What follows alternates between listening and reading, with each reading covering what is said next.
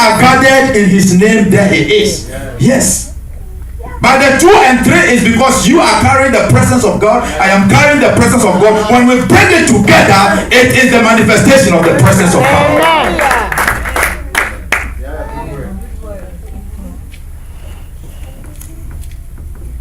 So how did the children of Israel handle the ark of God?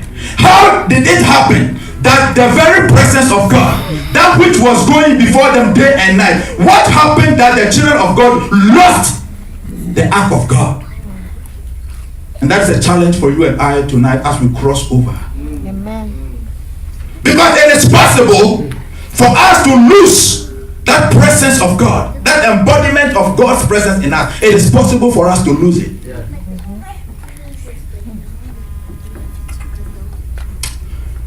Hallelujah. Amen. But when the ark was before Dagon, God demonstrated his power. Amen. Amen. Amen. So the presence of God, if not used in the right way, brings destruction.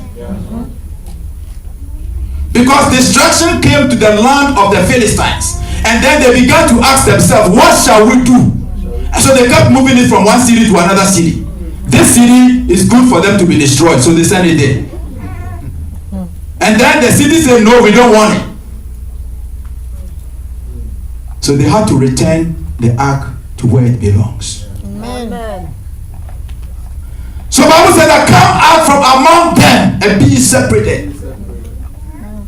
If you carry the presence of God, you must live a sacred life. Amen.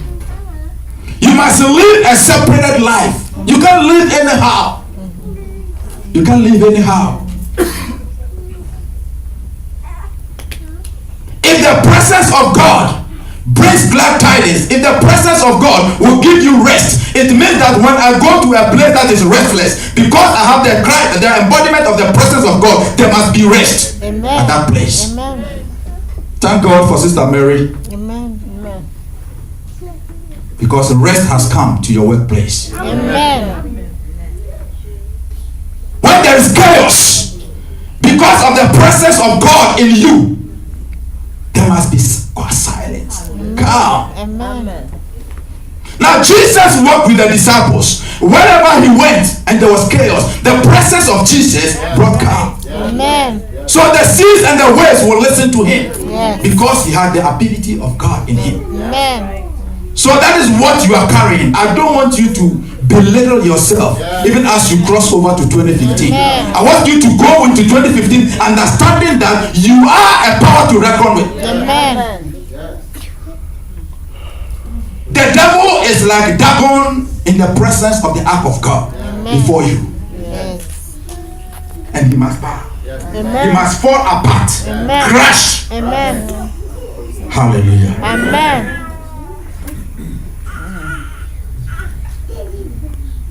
Let's see some of the things that the presence of God does.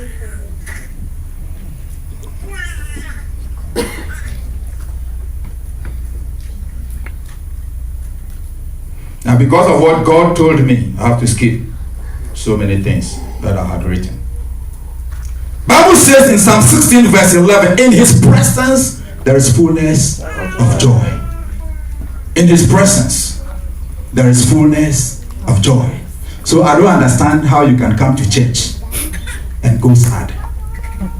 How you can come to church and somebody will have to wind you. Sometimes you are waiting for the music to come and the music to wind you up before you can feel that, okay, you have come to church. Sometimes you are wondering whether the message is going to wind you up. But I want to tell you tonight that you don't need any winding in your system. Amen. If you come to church, you must come prepared to impact somebody. Hallelujah. Amen. Because when you carry the body, the embodiment of the presence of God with you, you impact others. Amen. Hallelujah. Amen. So iron will sharpen iron. Amen. You come with your presence, I come with my presence, and then as we fellowship together, we begin to minister to each other. Hallelujah. Amen. Bible says said that sorrow will endure for the night, but joy. Because the presence of God is full of joy. Yes. So no matter what you are going through, no matter what comes your way, no matter what challenges that will come, look, the challenges will come. 2015 is going to come with challenges. If anybody prophesies on your life that you are not going to have any challenge, that person is a false prophet. The challenges are coming, but there's assurance that we will overcome. Amen. Because our God has overcome. Yes. Hallelujah. Amen. That Bible says in Acts chapter 3 verse 19, repent ye therefore and be converted, that your sins may be blotted out when the times of refreshing shall come from the presence of the Lord. Times of refreshing. So you bring refreshment with you. Not refreshment as in partying. Refreshing the souls of the saints. Yes. Hallelujah. Amen. When somebody is downcasted, when somebody is downtrodden, your presence before that person must lift his soul up, must lift his spirit up. Amen. Hallelujah. Amen. You want to ask yourself, does your presence lift others up, or your presence cast others down? Some of us, our appearance at any event cause people to immediately want to leave. Just your appearance at the event, people want to leave. As we enter into 2015,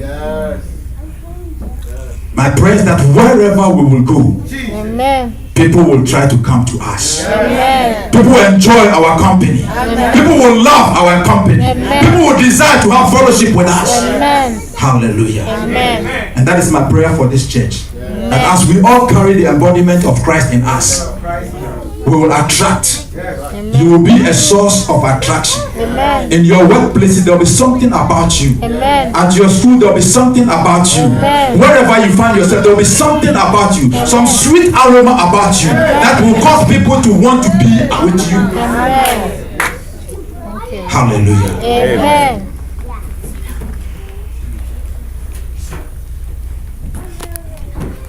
In Psalm 31 verse 20, the Bible says that thou shalt hide them in the secret of thy presence from the pride of men.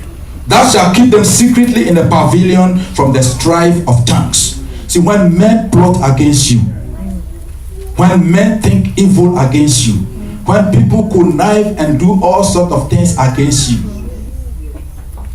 they privily lay a snare before you because of the presence of God in you.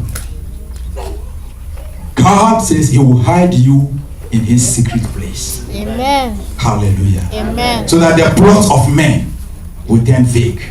Amen. Praise God. Hallelujah. But these things don't come anyhow. Hallelujah. They don't come anyhow.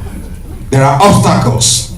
And Bible says that if my people who are called by my name, one, they shall humble themselves. Yes. If you want to carry the presence of God, you must be a person of humility. Amen. The pride cannot inherit the presence of God. You must humble yourself.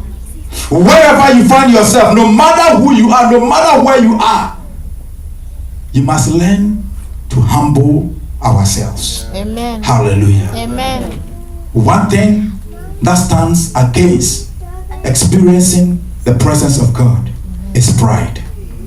So you see, if my people who are called by my name, they will humble themselves. And when they will pray, that is 2 Chronicles chapter 7 verse 14. They must pray. You need to be a person of prayer to carry the embodiment of God's presence with you. You cannot live anyhow. You cannot be a prayerless person and expect that you will carry the presence of God. Amen. Amen. Somebody said that the only thing that the people of the disciples of Jesus asked him to teach them is to teach them to pray. That's the only thing they ever asked Jesus to teach them. Hallelujah. Amen.